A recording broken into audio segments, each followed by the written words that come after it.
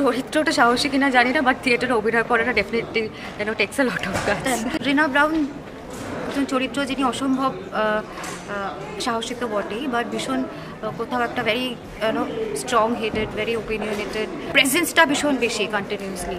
সপ্তপদী নামটা উচ্চারণের সাথে সাথেই দুজন কিংবদন্তি অভিনেতার মুখ ভেসে ওঠে, তাই না? হ্যাঁ, ঠিকই ধরেছেন। মহানায়ক উত্তম কুমার ও সুচিত্রা সেন। দ্বিতীয় বিশ্বযুদ্ধের পটভূমিতে রচিত তারাশঙ্কর বন্দ্যোপাধ্যায়ের অবিস্মরণীয় প্রেমের উপন্যাস সপ্তপদী অবলম্বনে 1961 সালে বিশিষ্ট চলচ্চিত্র পরিচালক অজয় কর নির্মাণ করেছিলেন সপ্তপদী সিনেমাটি। কৃষ্ণেন্দু ও রিনা ব্রাউনের প্রেমের কাহিনী তো সকলেরই জানা। বিশিষ্ট পরিচালক অজয় করের জন্মশতবর্ষে তাকে শ্রদ্ধা জানিয়ে 13 এপ্রিল বিকেল 4টে একাডেমি অফ ফাইন আর্টস মঞ্চে মঞ্চস্থ হতে চলেছে সপ্তপদী। নাটকটি পরিচালনায় রয়েছেন বিশিষ্ট নাট্যকার উজ্জ্বল চট্টোপাধ্যায়। নিবেদনে নাট্যশাস্ত্রম।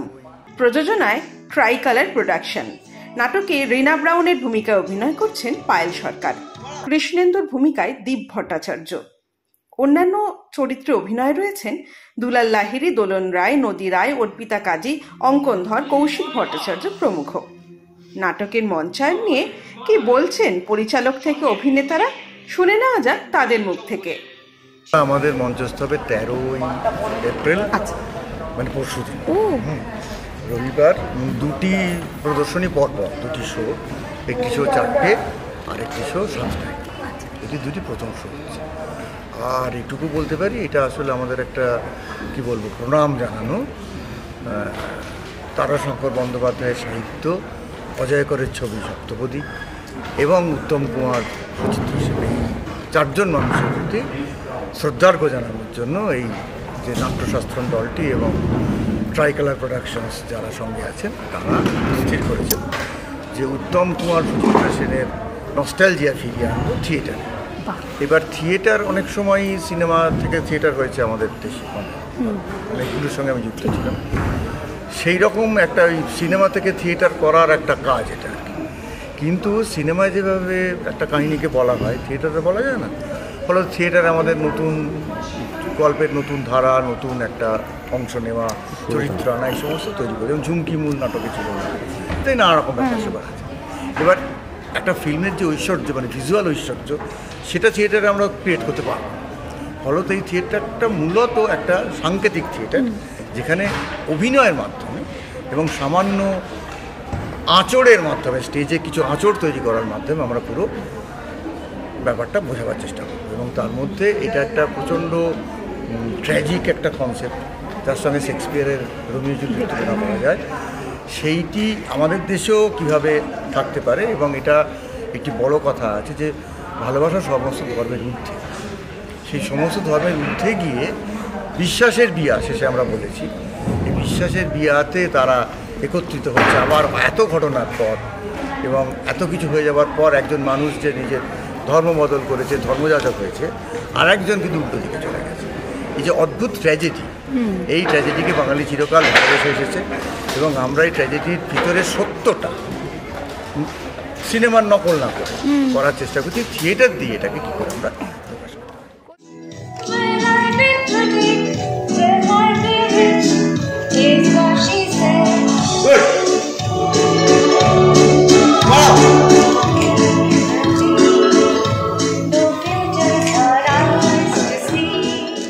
খুব ভালো লাগছে, exciting, interesting, exploring a lot of things. ভালো লাগছে।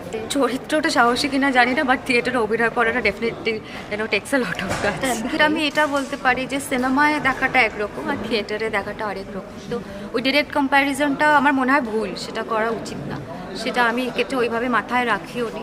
রিনা ব্রাউন একজন চরিত্র যিনি অসম্ভব সাহসী তো বটেই, বাট ভীষণ কোথাও একটা very strong headed, very opinionated, খুব মানে প্রেজেন্সটা ভীষণ বেশি কন্টিনিউসলি। তো সেইগুলোই মাথায় রেখেছি আমি চরিত্রটা যখন অভিনয় করছি। চ্যালেঞ্জেস বলবো না, which I am learning everyday, যে এই যে পুরোটা ভুলে না গিয়ে একবারে করা, কন্টিনিউয়াস চরিত্রটার মধ্যে থাকা থ্রু আউট দ্য শো, মানে ইনস্ট্যান্ট সুইচ অন সুইচ অফটা এখানে কোনো জায়গা নেই করার। বাট হ্যাঁ অনেক কিছু বোঝা ইমিডিয়েটলি, প্রেজেন্স অফ মাইন্ড, যে কোথাও একটা কারোর একটা বা নিজের একটা কখনো কিছু মিস্টেক হলে সেটা ইমিডিয়েটলি কী করে কভার আপ করতে হয় উইদাউট কাইন্ড অফ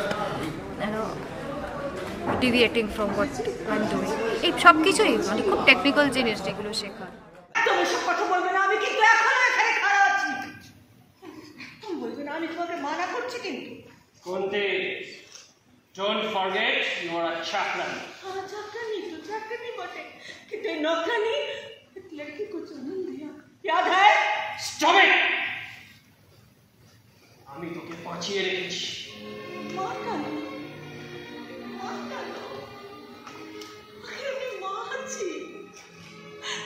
আর কতদিন আমি নৌকরানি বলে খামোশ হয়ে থাকবো? কতদিন? Reena, leave this place right now. No, no, no, no. আমার দিকে এসে টাকা আমাদের আমাকে একটু তোর মতো লাগে না। মায়েদের অতটা প্রতিবাদ করা বোধহয় দর্শক কিভাবে নেবেন সেটা হয়তো ছিল না। মা যথেষ্ট সাইলেন্ট ছিলেন, কিন্তু এখানে মানে যথার্থ মার প্রতিবাদটা আছে এবং যেটা উপন্যাস অনুযায়ী আছে। খুব ভয় করেছে, মনে হয়েছে ইটস চ্যালেঞ্জিং, প্রতি মুহূর্তে একটা তুলনা আসবে, কিন্তু আমি দর্শকদের বলবো তুলনা করবেন না।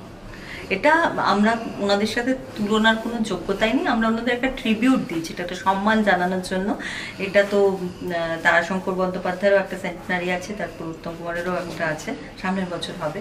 সেই প্রাক হিসেবে আমাদের দিক থেকে আমরা ছোটখাটো মানুষ একটু শ্রদ্ধার্ঘ্য জ্ঞাপন করেছি। আমি মনে করি যে কোনো কাজই তো সামগ্রিক, একটা কাজটা যদি সে ছবি হোক, সিরিয়াল হোক বা নাটক হোক, যাই হোক, সামগ্রিকভাবে লোকের ভালো লাগাটা সবার আগে ভালো লাগা। তারপরে তো নিশ্চয়ই হিরো হিরোইন অন্যান্য যারা বিশেষ চরিত্র করছে তাদের উপর তাদেরও অনেক দায় আছে। তো ঠিক আছে, সামগ্রিক নাটকটা ভালো হওয়াটাই খুব চ্যালেঞ্জ।